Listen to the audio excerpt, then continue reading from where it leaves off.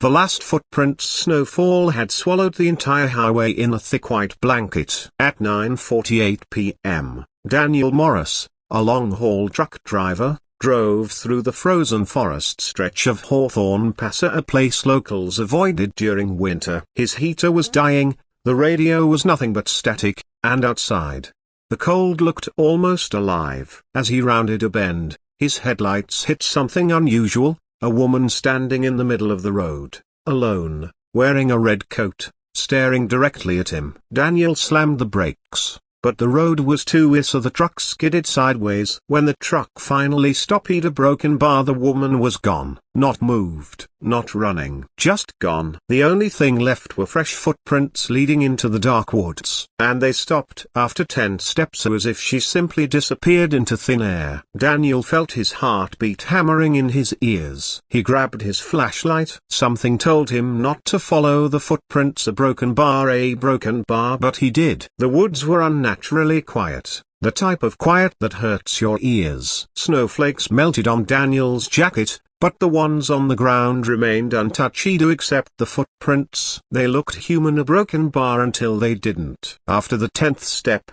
they twisted unnaturally. A heel turned inward, toe pointing backward. Daniel's breath froze in his throat. A few meters ahead stood a small, old wooden cabin. No smoke, no lights, no tracks around it except the twisted prints leading straight toward the door. He whispered to himself, "People don't walk like that." But he moved forward anyway. When he touched the door, it opened on its own with a soft creak. Inside, the cabin was empty except for a single rocking chair, a broken bar rocking slowly, even though there was no wind, and on it lay the same red coat the woman was wearing. Still warm, still dripping melted snow. Daniel stepped back.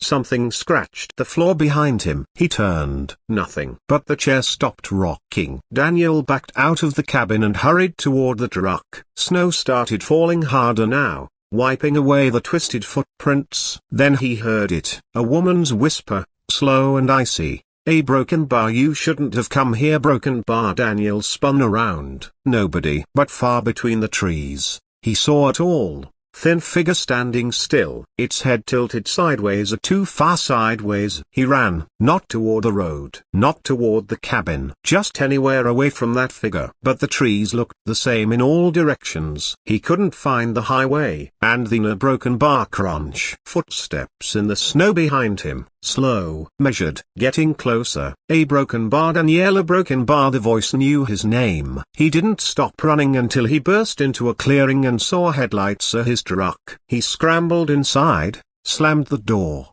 and locked it. Breathing hard, frozen sweat on his forehead. Everything silent again. Until a thud. Something hit the back of the truck. Then the other side. Then the roof. "Get out." The whisper slid around the truck like a snake. Daniel started the engine and floored it. The truck's tires screamed against the ice, finally catching grip. He didn't look back.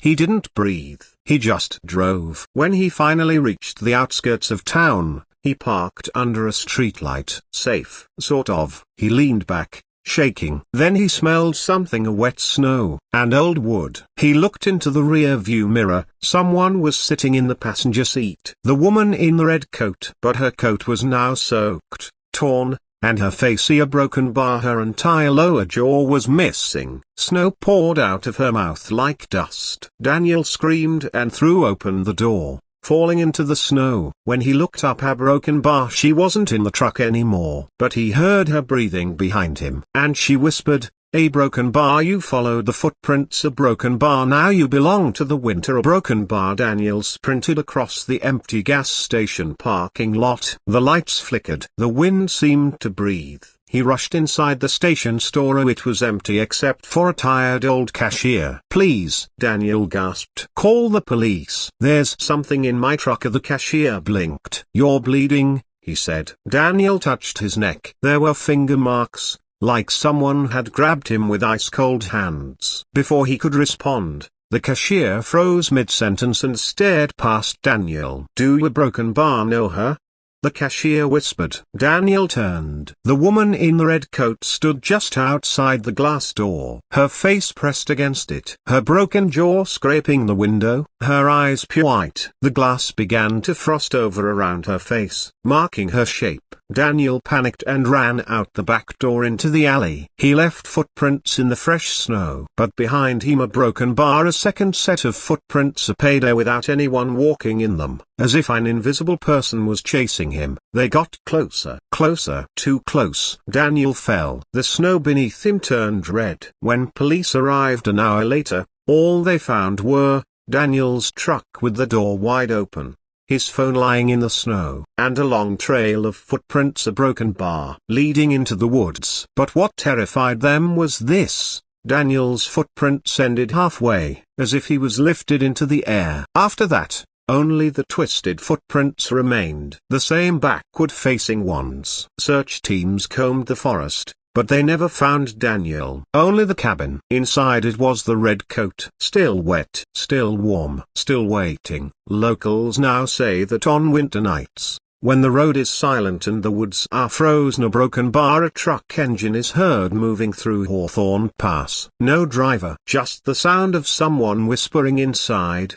A broken bar, follow the footprints, a broken bar, and if anyone follows them, a broken bar, they never return. If you want, I can also create the end.